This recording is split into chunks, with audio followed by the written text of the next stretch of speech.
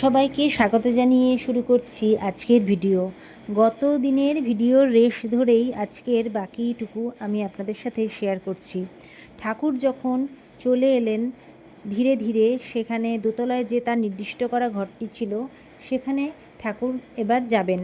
তাই দোতলায় তার নির্দিষ্ট ঘরে এসে ঠাকুর আরও খুশি হলেন। বেশ প্রশস্ত, পূর্ব, পশ্চিম ও দক্ষিণ তিনটি দিকই খোলা। পশ্চিমের দেওয়ালটি অর্ধগোলাকার, ছাদটা অনেক উঁচুতে। দক্ষিণের রেলিং ঘেরা স্বল্প পরিসরের ছাদ। ঠাকুর দ্রুত পদে সেই ছাদটির দিকে এগিয়ে গেলেন। চারপাশে উদ্যানের অপূর্ব শোভা। অদূরে মতিঝিল, ঝিলের পশ্চিমে মতিলাল শীলের মনোরম বাগানবাড়ি, অদূরে কিছু উত্তরে রানী কাত্যায়নীর গোপাল মন্দির। ঠাকুর বিমুগ্ধ দৃষ্টিতে সব দেখছেন। শীতের পড়ন্ত বেলার আলোয় খুব সুন্দর দেখাচ্ছে সব কিছু। দেখে ঠাকুরের মন ভীষণ উদ্বেল হয়ে উঠছে। ভারী খুশি হইলা রায় দেখিয়া বাগান। যারা জানার তারা জানেন উদ্যানবাটির দোতলায় কে এসেছেন। এরপরে নেতা নরেন্দ্রনাথের কথা। নেতা নরেন্দ্রনাথ তখন তার সব কিছু চলে গেছে। পিতা তার পরলোকে, উত্তরাধিকারে তার ঋণের বোঝা। জাতি শত্রুরা নরেন্দ্রনাথের পরিবারকে বাড়িছাড়া করেছে। নরেন্দ্র জননী ভাই বোনদের নিয়ে মাতামহী ভবনে কোনো রকমে আছেন। মানে তার মা আর ভাই বোনদেরকে রাখার আর কোনো জায়গা ছিল না, তাই সে বাধ্য হয়ে তার মামা বাড়িতে গিয়েই আশ্রয় পেয়েছে। আদালতে মামলা চলছে, সামনেই তার আইন পরীক্ষা। সে উকিল হবার ইচ্ছে রাখে, তাই ইচ্ছে করলে কিন্তু নরেন্দ্রনাথ একজন নামকরা উকিলও হতে পারতেন। একদিন এজলাসে মামলার শুনানি হচ্ছে।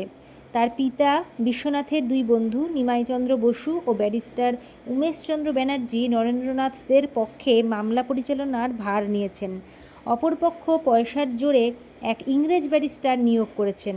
সেদিন ইংরেজ ব্যারিস্টার ঠিক করেছেন নরেন্দ্রনাথকে জেরার সময় আদালতে এই প্রতিপন্ন করবেন যে যুবকটি আসলে একগুঁয়ে রামকৃষ্ণের খেয়ালি ছোকরা, not normal but abnormal.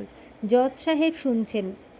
Barrister বলছেন, অ্যাবসলিউটলি অ্যারোগেন্ট, হিউমিজিক্যাল, he is a Ramakrishna chela, can you deny? Narendranath এতটুকু ঘাবড়ালেন না। সংক্ষিপ্ত একটি পাল্টা প্রশ্ন করলেন, মহাশয়, আপনি চেলা শব্দটির অর্থ জানেন কি? সাহেব জানেন না। জেরা গোলমাল। সাহেব ল্যাজি গোবরে। ইংরেজ বিচারকের সপ্রশংস উক্তি, যুবক, তুমি একজন ভালো উকিল হবে। ইংরেজ ব্যারিস্টার এজলাসের বাইরে এসে নরেন্দ্রনাথের করমর্দন করে বললেন, আমি জজ সাহেবের সঙ্গে একমত। আইন ব্যবসায়ী তোমার উপযুক্ত ক্ষেত্র। আমি তোমার মঙ্গল কামনা করি। চুলোয় যাক সব আইন আদালত পরীক্ষা। আমরা রামকৃষ্ণের চেলা। চলে আয় তোরাও। উদ্যানবাটি আমাদের সাধন ক্ষেত্র। তাকিয়ে দেখ দোতলার ওই ঘরটির দিকে। খড়খড়ির জানলার পাখি ভেদ করে বেরিয়ে আসছে আলোর সমান্তরাল রেখা। ওখানে মশারির ভেতর বসে আছেন ক্যান্সারের ক্ষত বিক্ষত গলা নিয়ে মন্দিরের ভগবান নন, মানুষের ভগবান। স্বপ্নে দক্ষিণেশ্বরের মা কালী এসেছিলেন। একপাশে তার ঘাটটি কাঠ। উনি জিজ্ঞেস করলেন, মা তোমার কি হয়েছে? তিনি বললেন, তোর যা হয়েছে। মানে ঠাকুরের যা হয়েছে। মা বললেন, মায়েরও তাই হয়েছে। আর এখানে নরেন্দ্রনাথ অর্থাৎ স্বামী বিবেকানন্দ, উনি একজন ভালো ব্যারিস্টার হতে পারতেন। এক কথায় তিনি ইংরেজ ব্যারিস্টারকে কুপকাত করে দিয়েছিলেন। যে ব্যারিস্টার যে শব্দের অর্থই জানে না, সেইটাই যখন উনি বললেন রামকৃষ্ণ চেলা, তখন উনি বলেছিলেন যে চেলা শব্দের মানে কি। এমন কথা উনি বলছেন যেটা মানে উনি জানেন না, অথচ উনি ব্লেম করার মতো করেই সে কথা সবার সামনে তুলে ধরলেন।